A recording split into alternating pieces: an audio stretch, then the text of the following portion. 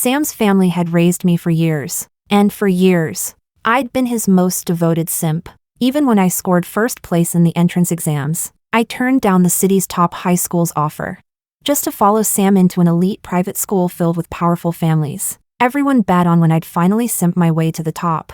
Then, one day, a proud transfer student appeared and stole all of Sam's attention. I felt relieved. 2 months until the college entrance exams. Sam was bound to study abroad, while I planned to stay in the country. Chapter 1. It was a scorching summer noon, the blazing sun burning the ground.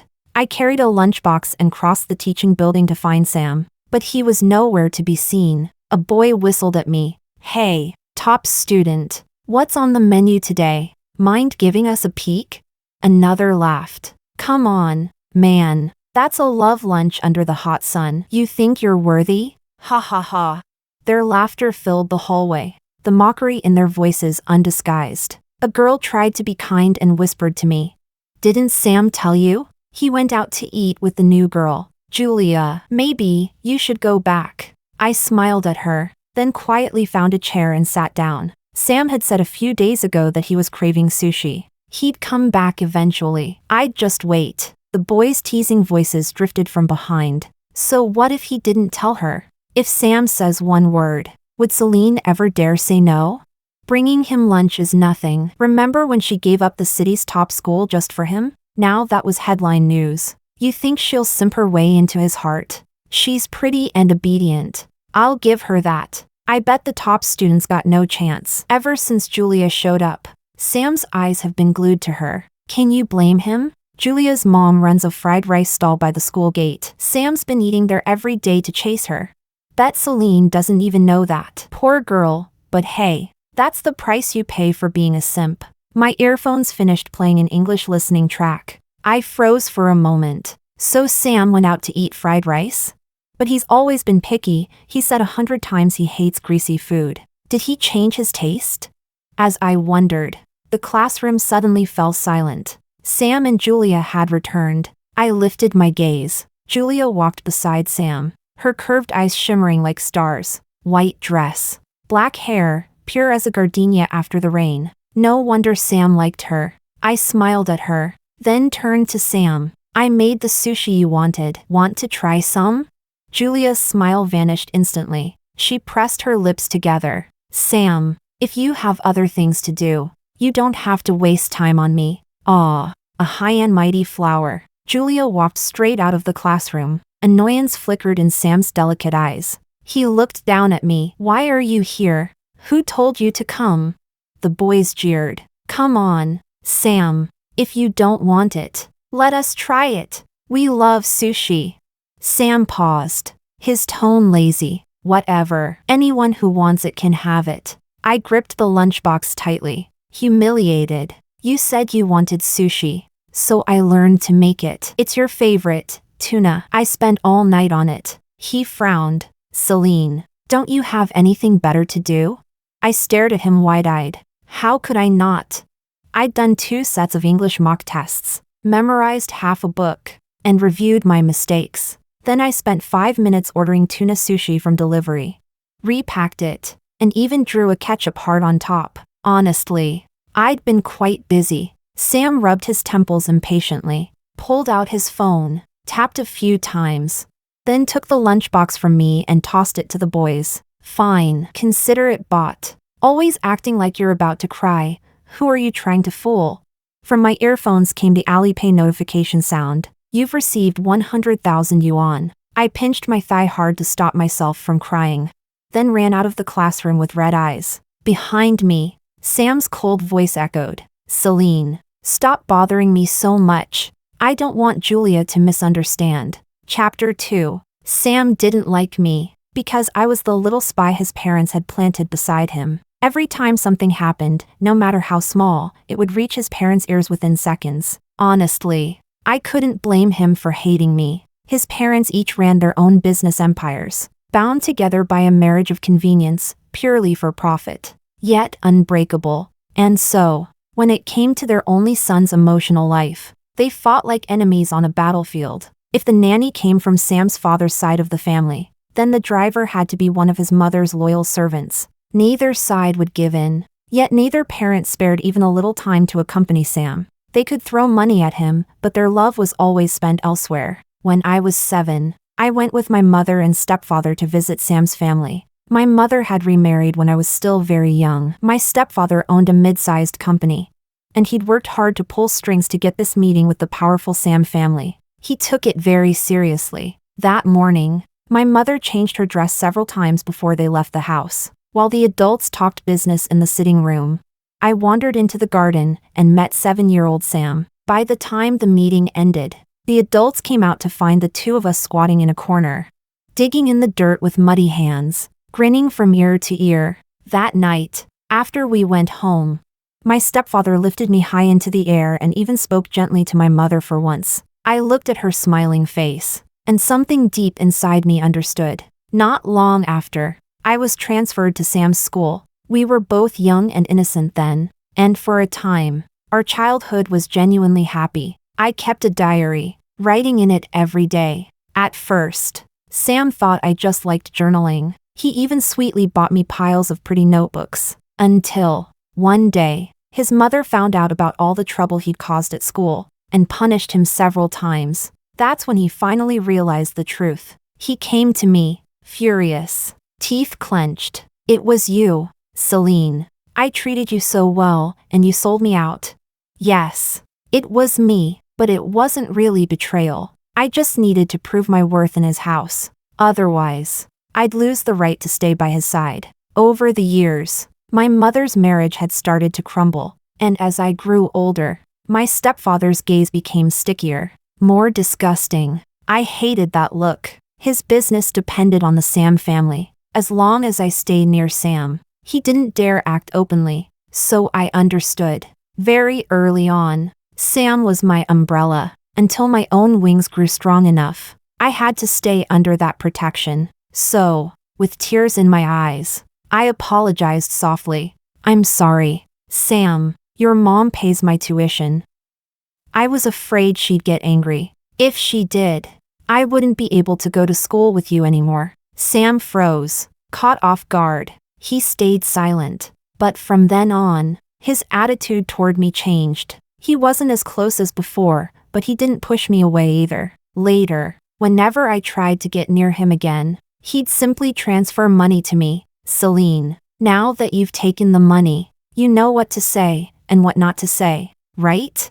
This time, I was the one stunned. My heart pounded wildly, as if it might burst out of my chest. At that moment, I knew my umbrella was secure, and it had even unlocked a rare, gold-dropping feature. Chapter 3. My relationship with Sam, in a way, reached a strange kind of harmony. I kept following him, pleasing him, never going against his word. If he said go east, I would never dare go west. And thanks to his money power, I also learned to report my progress at the right times. We stayed out of each other's way, and our cooperation went smoothly. During the entrance exams, I ranked first in the entire city, but instead of accepting the repeated invitations from the top public high school, I volunteered to attend the same private school as Sam. His parents were delighted. They immediately promised to cover all my expenses and maintain long-term cooperation with my stepfather. Only Sam was furious.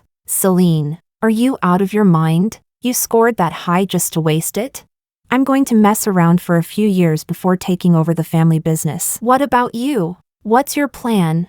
I smiled at him, my eyes curved. "Didn't you hear? My family and I already got our benefits." His gaze turned cold. Then he let go of my wrist. "Celine, all you see is money." The high school for the elite was not an easy place to survive. With his background and looks, Sam quickly became a campus celebrity, and naturally, that also earned him plenty of enemies. One time, when Sam wasn't around, a group of senior boys cornered me behind the sports field. "So you're Sam's girl? Not bad looking. I heard you're also a top student. But sweetheart, that guy doesn't seem to care about you. Why not come with me instead?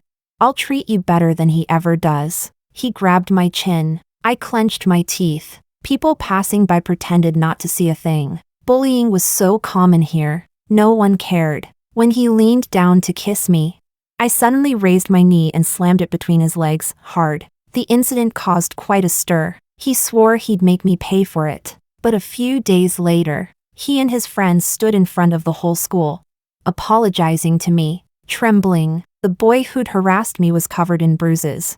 Barely recognizable. Sam had always been bold, but this time he'd gone all out. As a gesture of thanks, I offered to delete a few of his crimes from my little notebook. He stared at me in disbelief, eyes wide, then snatched the notebook and threw it back at me. Celine, do you even have a conscience? I was confused. I'd been dragged into his mess, collateral damage. Really, he cleaned it up, as he should have. Of course, I couldn't say that out loud. So instead, I softened my voice and said sweetly, "Thank you, Sam. How about I treat you to dinner?" Sam shuddered visibly, goosebumps all over. He shook off my hand and bolted. The sunset burned gold. His tall figure stretched longer and longer, slowly melting into the crimson clouds, glowing faintly, like something unreachable. At that moment, I thought, Sam might have a sharp tongue and a bad temper. He mocked me, ordered me around, and rarely showed kindness. But for years, he'd still been my umbrella, and a generous one at that. The private school's teachers couldn't compare to the top public ones. But with Sam's money, I could afford the best private tutors. Knowledge filled my mind, and my grades soared. In the end, it was Sam who nurtured me, quietly giving me wings I didn't know I had. So I decided I would be even better to him. Chapter 4. In our senior year of high school, trouble struck Sam's family. His father's mistress showed up at their doorstep. For years, both his parents had been living their own lives, and Sam was well aware of it. But they had an unspoken agreement. None of their romantic scandals were ever to reach Sam's ears. Yet that day, a young, beautiful woman stood crying in their garden. She couldn't have been much older than Sam, barely a college freshman, but her belly had already begun to swell. Sam's father refused to see her. His mother stayed calm and named 2 prices. The girl wiped her tears, got into the father's assistant's car, and left. It happened during the school's short monthly break. Sam stood at the villa gate and watched it all unfold. Then he turned around and walked away. That night, I watched as Sam, usually so composed, opened bottle after bottle of wine. I didn't stop him. Instead, I picked up a bottle and clinked it against his. Under the neon lights, the haze in his refined eyes shimmered softly, and his striking face seemed almost dazzling in that moment. He muttered, "Celine, if you drink with me tonight, will you tell on me tomorrow?" I shook my head. No. He made a faint sound, "Oh," and opened another bottle. "So, you want money then?" I froze for a moment. Then, suddenly, he tossed the bottle aside and pulled me into his arms. Before I could react, his lips crashed down on mine. My mind went blank with a roar. The alcohol burned between us, and all the feelings I had buried deep inside broke free. Wild, uncontrollable. I closed my eyes until his hand slid under my shirt, climbing higher, and my body went cold. I pushed him away on instinct. He froze. A small drop of blood stained the corner of his lips. In the dim light of the private room, his eyes were unreadable. "Celine, you've been clinging to me all this time. Weren't you just waiting for this moment?" The next morning, when he sobered up, I brought him breakfast as usual. Sam looked uncomfortable. He lowered his eyes and mentioned the night before. "Celine, last night I cut him off softly. It's fine. You were drunk." He looked up at me, startled. Then, after a pause, his voice deepened. "Right. I was drunk. Not long after, Julia transferred to our school. It was the last semester of senior year. Private schools often spent money to attract top students before exam season. To boost their results, Julia's arrival immediately caught the boys' attention. She had a delicate, fragile face, but a proud, untouchable spirit. When someone placed roses on her desk, she tossed them into the trash. "You pay to study here. I'm here to earn money. We're not the same. So don't waste your time." Such a breathtaking high and mighty flower naturally caught Sam's eye. He worked hard to win her over. Beside the fried rice stall run by Julia's mother at the school gate, Sam, who had never stepped into a kitchen, was carefully trying to crack an egg into a bowl. Clumsy as he was, he nearly tipped the bowl over. Julia quickly steadied it, scolding him playfully. Sam smiled sheepishly, embarrassed. Under the dim yellow streetlight, the scene looked almost tender. I walked toward them. Julia's expression tensed immediately. I found it strange. She always looked defensive when she saw me. Even though we had barely spoken a few words, the only connection between us was that in every mock exam, I had ranked slightly above her. I looked at Sam. It's getting late. Auntie asked when you're coming home. He frowned. You can see I'm busy. I can't go yet. Julia smiled politely. You should go ahead. My mom and I are closing up soon. I'll help you. It's fine. You should go home before your family worries. I watched the two of them quietly. Then, unable to hold back, I said dryly, "Stop arguing. The city inspectors are coming." Chapter 5. The city inspector's sudden raid left both Sam and Julia looking rather miserable. Sam had never faced such a scene before. He lowered his pride, spoke softly for a long time, and only after paying a hefty fine were they finally allowed to leave. He even stayed behind to help Julia and her mother pack up their fried rice stall. I waited in his family's business car. By the time Sam got in, I had already finished an online lecture. The car was silent. Sam leaned back, exhausted, eyes half closed. He didn't speak, so I didn't either. I simply opened another online class. After that night, I didn't see Sam or Julia for half a month. Not because I was angry, but because I was busy. Our school had one guaranteed admission spot to a top university. It would be determined by a special exam and overall academic performance. So I spent every waking moment studying for it. Sam came looking for me once. He asked why I hadn't been bringing him breakfast lately. I hesitated, then replied, "Would Julia like that?" The chat window showed typing for a long time, but no reply ever came. During that time, Sam and Julia's relationship progressed rapidly. He took her to an amusement park. Some excited classmates even brought me screenshots from Julia's social media to show off. In those photos, Julia smiled shyly, sweetly, nothing like the proud girl who had once thrown away roses. I understood. After all, in this world, money can solve almost everything, and if something can't be solved with money, a little love added to the mix usually does the trick. I even felt relieved. If Julia was lost in her romance, then that guaranteed admission spot would surely be mine. When the results of the special exam came out, I was first again, and Julia second. Just like in every previous mock test, the homeroom teacher, beaming, told me to prepare my admission documents. I was in a great mood. On my way to the office, I ran into Sam and Julia,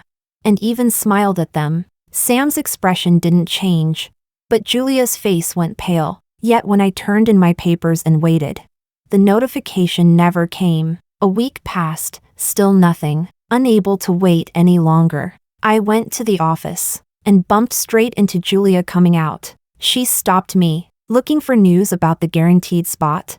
I didn't answer. She blinked at me, smiling faintly. "If so, you might as well go home." I frowned. "What do you mean?" She smiled sweetly and said softly, "I just signed the guarantee agreement, so you don't have to waste your time." My expression turned cold. "You? On what basis? Because you're ranked second?" Her face changed. "Celine, what are you so proud of? A few first-place rankings?" "As far as I know, Sam's family paid your tuition, didn't they? He spent plenty of money on you, right? You have no name, no status, you don't even belong here. That spot was never meant to be yours." Her voice trembled, eyes dark with resentment. I almost laughed. "So, you're saying you do have status now? Congratulations."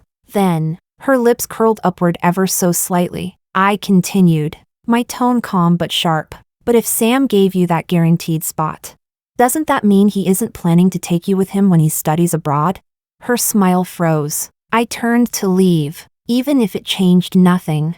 I refused to swallow this humiliation in silence. Chapter 6. Sam was rarely in class that day. He was lying on his desk, asleep.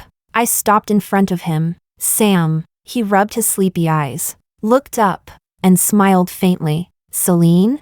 I got straight to the point. Why? He blinked. Why did you give the guaranteed admission spot to Julia? You came here just for that? He paused for a second, his tone as indifferent as ever. It's just a spot. Julia wanted it, so I gave it to her. You knew she didn't meet the requirements. The agreement clearly stated. So what? He chuckled softly. Julia agreed to date me as her boyfriend. Shouldn't I show some sincerity?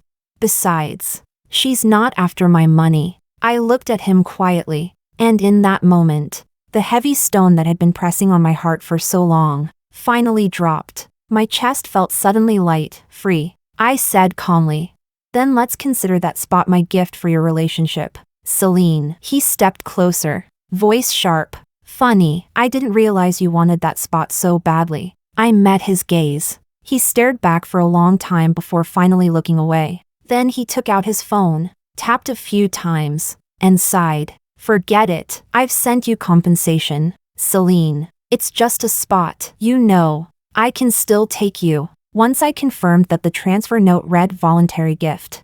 I interrupted him softly. It's fine, I can still take the entrance exam. His face stiffened. I turned and left. The cicadas screamed in the summer heat. Less than a month remained before the college exams. I poured myself entirely into studying. Sam and Julia, meanwhile, made their relationship official, loudly and publicly, with Julia's guaranteed admission as her safety net. She indulged fully in her romance. Luxury restaurants, expensive gifts, private beaches. Sam no longer had to crack eggs at a night stall. Instead, Julia stepped, bright-eyed and excited, into Sam's glittering world. When the exam results were released, though we could check them online, many students still came to school to see the scores together. Sam and Julia even took the early flight back. I had no idea why they went to such lengths. When the results came out, Julia burst into tears. Her score was terrible, 70 or 80 points lower than her mock exams from when she first transferred. No one was surprised. Everyone had seen how little she'd studied in the last month. The teacher checking the results simply shook his head, too disappointed to offer a word of comfort. Julia cried harder, tears rolling one after another. Sam tried to calm her down, but it didn't help. Finally, he ran a hand through his hair, frustrated. Enough, you've got the guaranteed spot, don't you? Right, without that guaranteed spot, she wouldn't even be close to qualifying for that university. Julia sobbed louder. I had no interest in watching the drama. I packed my bag and prepared to leave. Then Sam called out, Celine. I stopped and turned back. He cleared his throat, pretending to sound casual. You worked hard at the end there. How many points did you get? I smiled. Don't know yet. You haven't checked? He asked, confused. Julia's sobbing began to fade. Sam held out his hand. Give me your exam card. I'll check for you. I didn't move. The teacher at the computer smiled and explained. Celine's score is blocked. She's a screen student. It's temporarily unavailable. The heat of midsummer seemed to fade all at once. Silence filled the air. Sam froze slightly. Julia stopped crying and sharply lifted her head to look at me. Chapter 7. After the college entrance exams, most of my classmates began their graduation trips. Some went skiing in Hokkaido. Some chased the aurora. Others were sunbathing at the Gold Coast. Everyone was freely enjoying their youth and beauty. Julia's once busy social media suddenly went silent. At a small gathering, a girl mentioned it. Probably crying at home every day, she did terribly on the exam. Didn't she?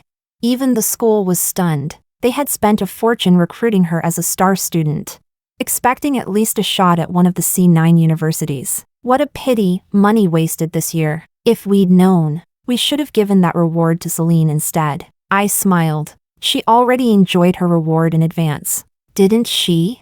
When it was time to fill out college applications, my stepfather came to see me. In the past 3 years, thanks to his connection with Sam's family, his business had flourished, and he now carried himself like a man of influence. He praised me for being outstanding, then said in a low tone, "Your mother wants to talk to you." I turned to look at her. My mother had also been doing quite well. In her early 40s. She had even given my stepfather a son. She smiled gently at me but began by talking about Sam's family. They've arranged for Sam to study in North America, one of the best universities. I heard. Our families have maintained such a good relationship these past few years. Would you like to study in North America too? I tilted my head, silently watching her. She continued softly.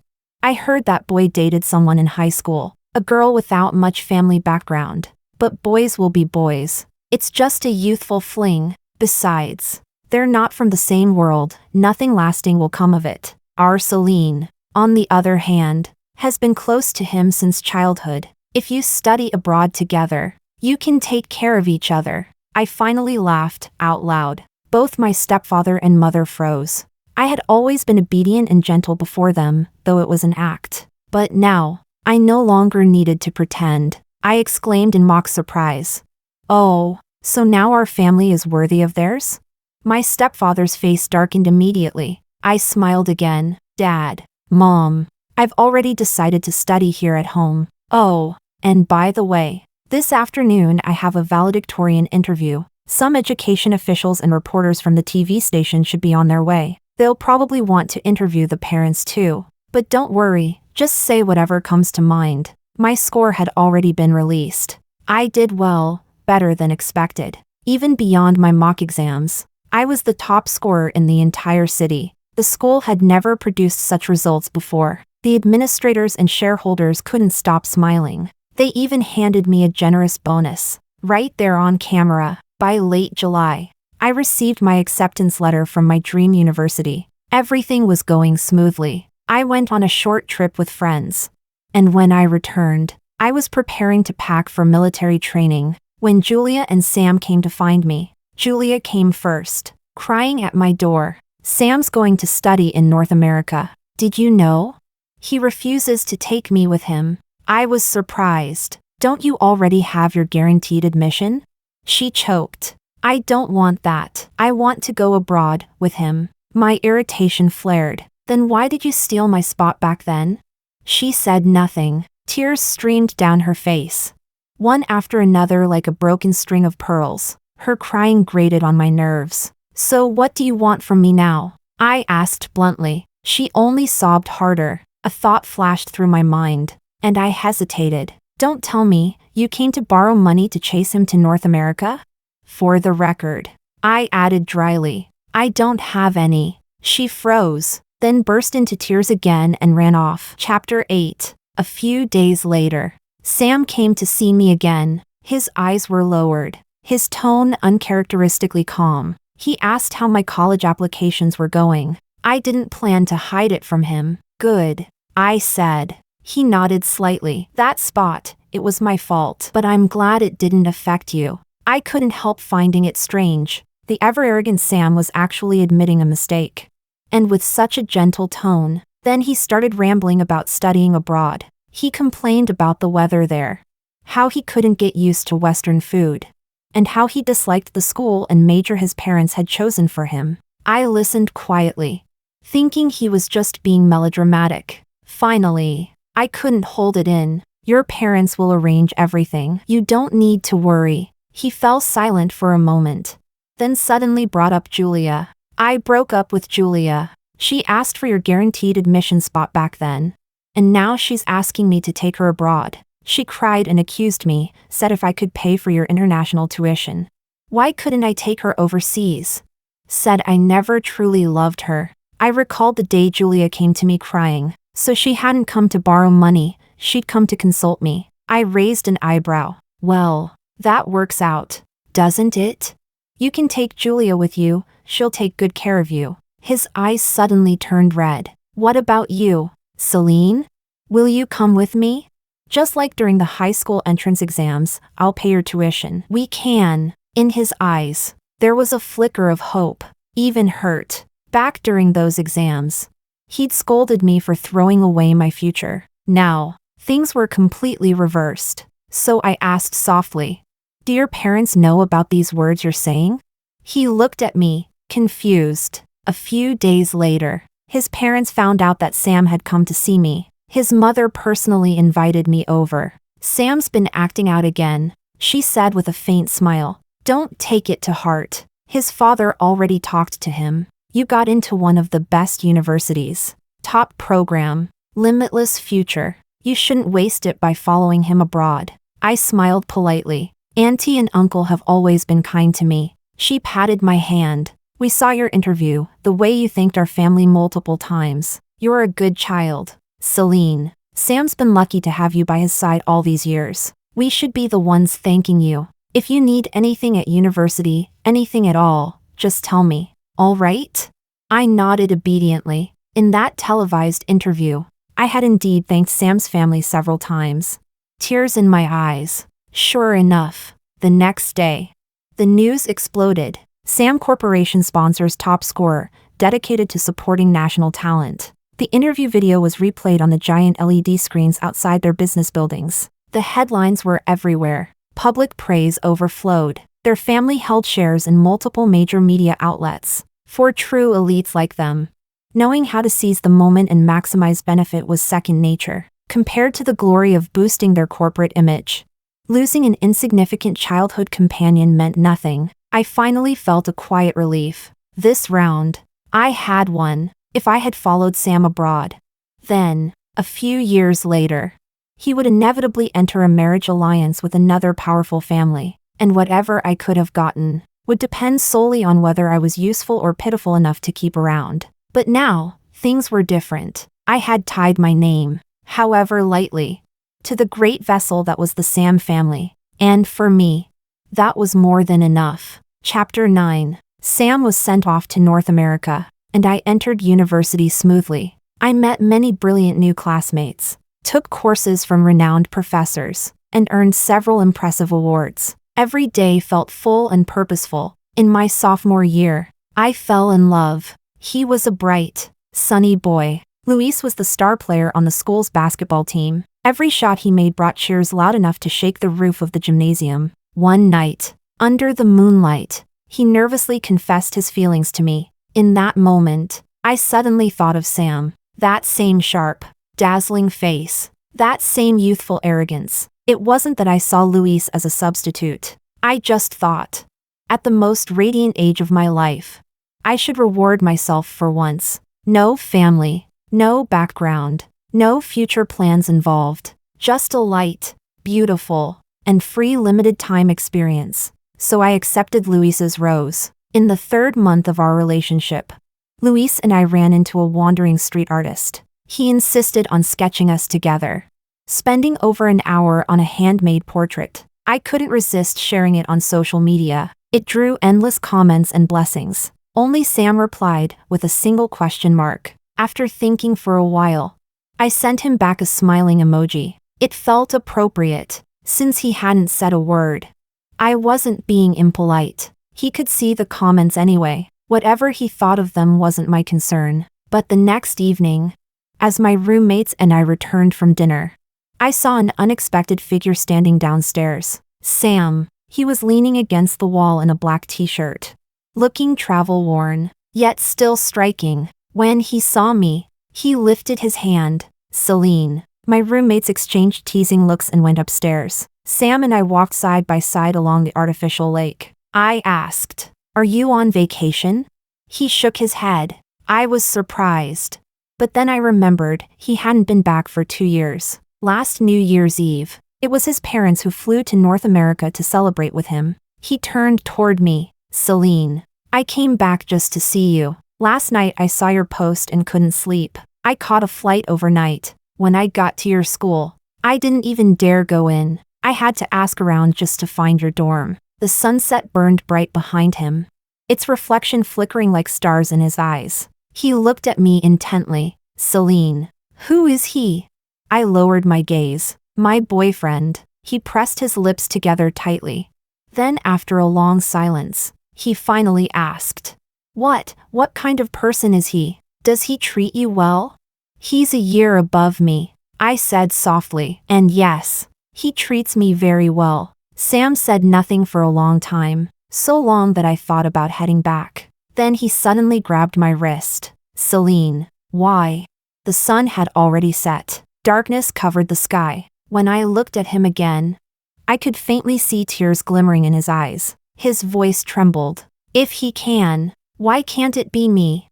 I know I've always treated you terribly. But 2 years ago, I wanted to tell you. I'd change. I'd treat you well. I've never liked anyone else.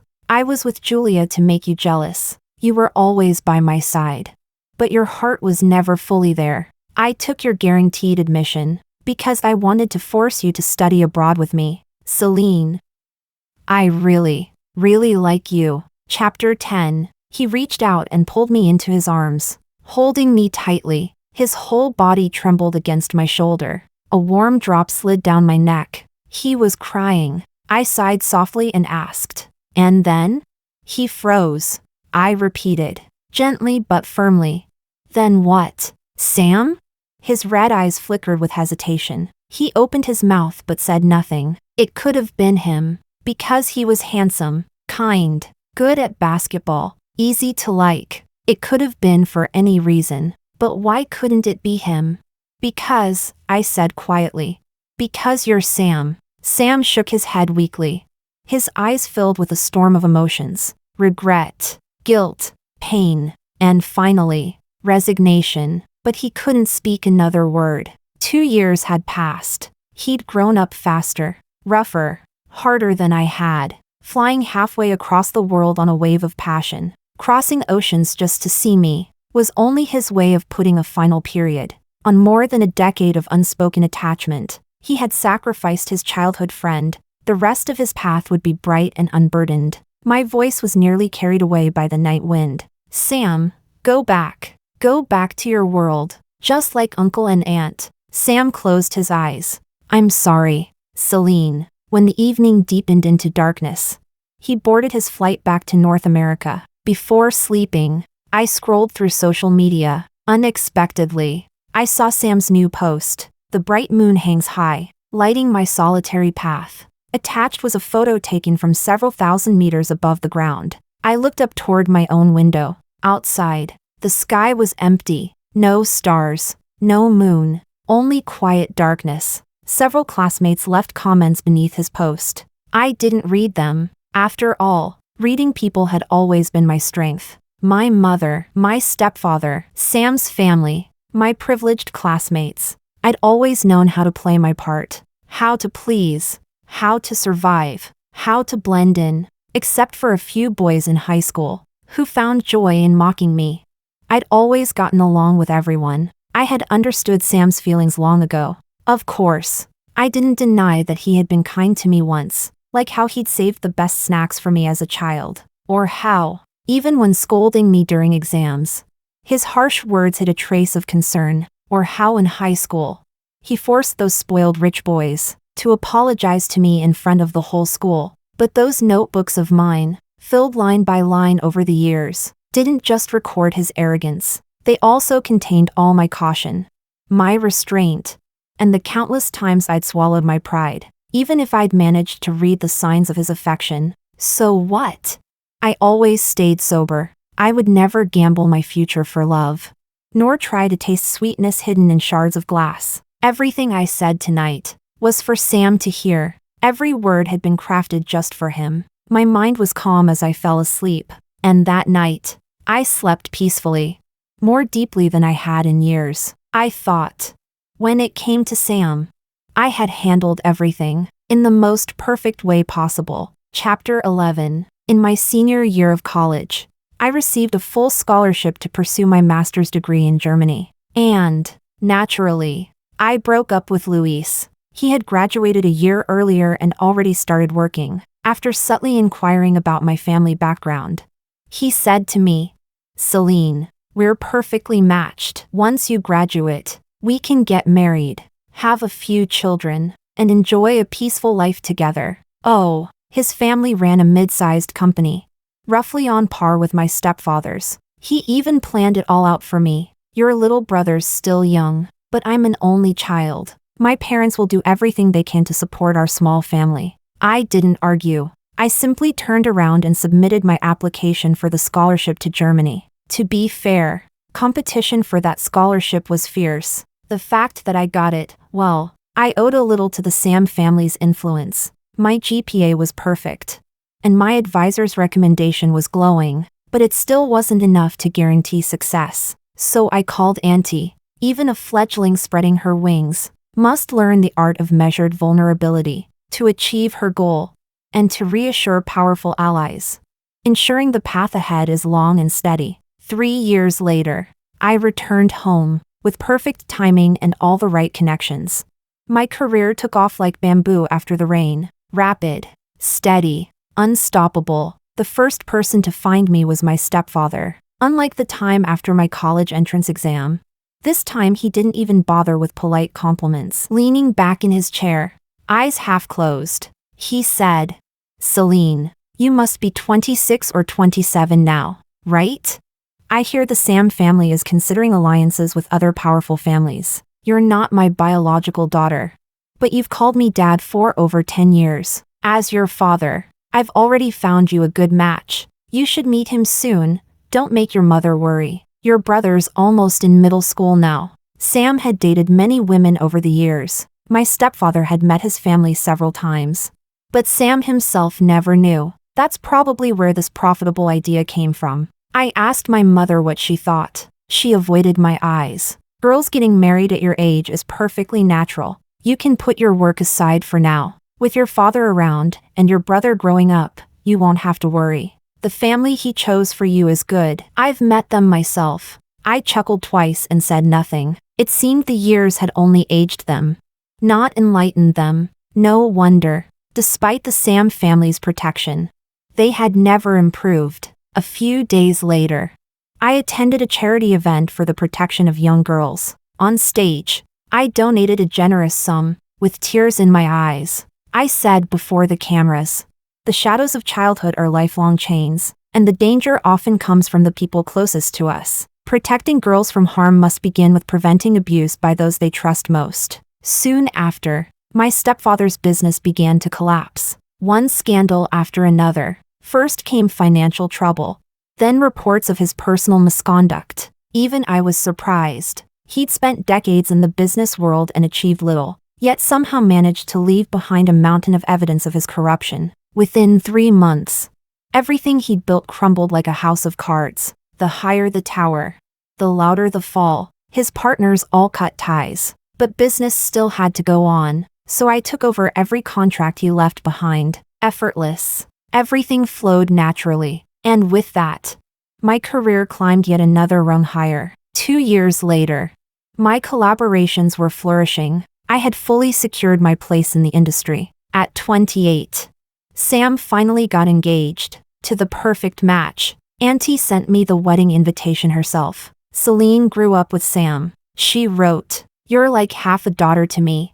Such joyous news ought to be shared with you." At that moment, I was in New York, ringing the NASDAQ opening bell. Naturally, I smiled and sent my congratulations. The Times Square screens lit up, a sea of radiant lights. That night, I soaked in a rose-scented bath, relaxed and untroubled. Looking back, I realized the first 28 years of my life, those cautious, deliberate steps across thin ice, had all been leading here. Now, the curtain of my life had finally risen, and from here on out, the days ahead would be like the great rock soaring with the wind, rising 90,000 li into the sky.